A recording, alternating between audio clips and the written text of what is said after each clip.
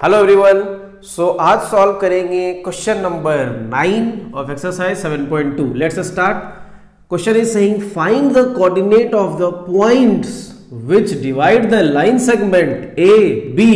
Coordinates given है -2 2 B का 2,8 into 4 equal parts. तो बेसिकली हमारे पास एक लाइन सेगमेंट है ए बी, तो ये आपका ए हो गया। कोऑर्डिनेट कितना है -2,2। Very good.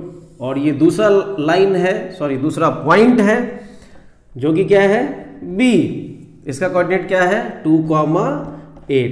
तो AB एक लाइन सेगमेंट हो गया। अब बेसिकली हमको इसको 4 इक्वल पार्ट्स में कट करना है। हमें क्या करना है 4 इक्वल पार्ट्स में कट करना है। तो 4 इक्वल पार्ट्स में, जैसे कि देखो मैं समझाता हूं। सपोज मेरे पास एक लाइन है, इसको 2 इक्वल पार्ट्स में कट करना है, तो बीच में एक पॉइंट हो जाएगा, तो 2 इक्वल पार्ट में हो जाएगा। मतलब एक पॉइंट हुआ तो 2 इक्वल पार्ट हो गया। ठीक है। अगर मान लो मुझे इसको 3 इक्वल पार्ट में करना है, तो बीच में कितना पॉइंट आना चाहिए 2 पॉइंट आना चाहिए। तो अगर 2 पॉइंट आया तो 3 इक्वल पार्ट में हो गया। सिमिलरली हमें इसे 4 इक्वल पार्ट में करना है, तो एक कम 3 में करना था तो 2 में करना था 1। अब हमें 4 इक्वल पार्ट्स में करना है, तो 4 इक्वल पार्ट्स में करना है तो एक कम 3 पॉइंट होगा इक्वल डिस्टेंस पे। 1 पॉइंट 2 पॉइंट 3 पॉइंट। देखो ये 4 इक्वल पार्ट्स में डिवाइड हो गया 1 2 3 4। अब हमें कोऑर्डिनेट ऑफ पॉइंट्स, मतलब ये पहला पॉइंट x मान लो, ये दूसरा पॉइंट y मान लो, ये तीसरा पॉइंट z मान लो, तीनों का कोऑर्डिनेट्स निकालना है। Got it.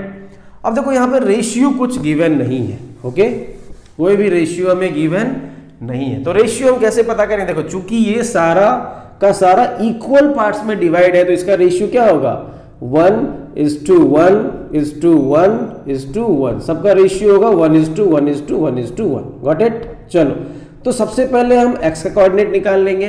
तो x के केस में रेशियो क्या लेंगे? x के केस में रेशियो लेंगे 1 रेशियो, देखो इधर का रेशियो 1 हो गया, इधर हो गया 1 2 3, 1:3 ले लेंगे। Got it. y के केस में जो रेशियो होगा वो क्या होगा? देखो y के केस में रेशियो होगा 2:2, 2:2, या फिर आप बोल सकते हो 1:1। तो जहां पे 1:1 हो वहां पे डायरेक्ट हम क्या फॉर्मूला लगा देंगे? Mid point formula. और z के लिए क्या हो जाएगा? देखो z के लेफ्ट में 1 2 3 3 पार्ट है और राइट में 1 है, सो 3:1 हो जाएगा। मतलब इसके लिए 1:3, इसके लिए 3:1, और ये तो सेंटर में है 1:1। That's it. चलो, तो सबसे पहले हम x का कोऑर्डिनेट निकालते हैं। ठीक है। चलो, तो x y is equal to formula क्या होता है mx2 plus nx1 upon m plus n। ठीक है। Comma my2 plus ny1 upon m plus n। ठीक है। चलो, तो x के लिए देखो, x के लिए m का वैल्यू कितना है? x के लिए m है 1 और n है 3। ठीक है। सो 1 इंटू, और x1 x2 आपका क्या है? देखो यही फर्स्ट पॉइंट ये है, तो ये x1 y1 हो गया, और सेकेंड पॉइंट ये है तो ये x2 y2 हो गया। ठीक है। तो mx2, m मतलब 1 इंटू x2 मतलब 2, सो 1 into 2 plus nx1 3 into -2 upon m plus n मतलब 1 प्लस 3। चलो y का निकालते हैं। my2, m कितना है 1, y2 कितना है 8, सो 1 इंटू 8 प्लस ny1, n कितना है 3, y1 कितना है 2, 3 into 2 upon m plus n कितना है 1 प्लस 3। Got it. चलो इसको सॉल्व कर देते हैं। इसको सॉल्व करेंगे तो देखो 2 1 जा 2, 3 2 जा 6, बट माइनस है तो -6 और प्लस -6 अपॉन 4, कॉमा 8 1 जा 8, 3 2 जा 6 अपॉन 4। ठीक है। अब इसको सॉल्व कर देते हैं। सॉल्व कर दो इसको। सो 2 - 6 कितना हो जाएगा? -4 अपॉन 4। 8 प्लस 6 कितना? 14 अपॉन 4। इसको सॉल्व कर दो। ये 4 4 कट गया, 1 आ गया, ये 2, ये 7। तो x का कोऑर्डिनेट कितना हो गया? x, y is equal to how much? -1, 7 upon 2। ये आपका x का इसका कोऑर्डिनेट आ गया। Got it. चलो, अब y का कोऑर्डिनेट निकालते हैं। तो देखो y का कोऑर्डिनेट तो बहुत इजी है। क्यों? क्योंकि y जो है वो सेंट्रल पॉइंट है, और सेंट्रल पॉइंट अगर हो, कैसे पता सेंट्रल पॉइंट, इसका रेशियो 1:1 है, इसलिए सेंट्रल पॉइंट है। और सेंट्रल पॉइंट के केस में हम मिड पॉइंट फॉर्मूला लगा देंगे।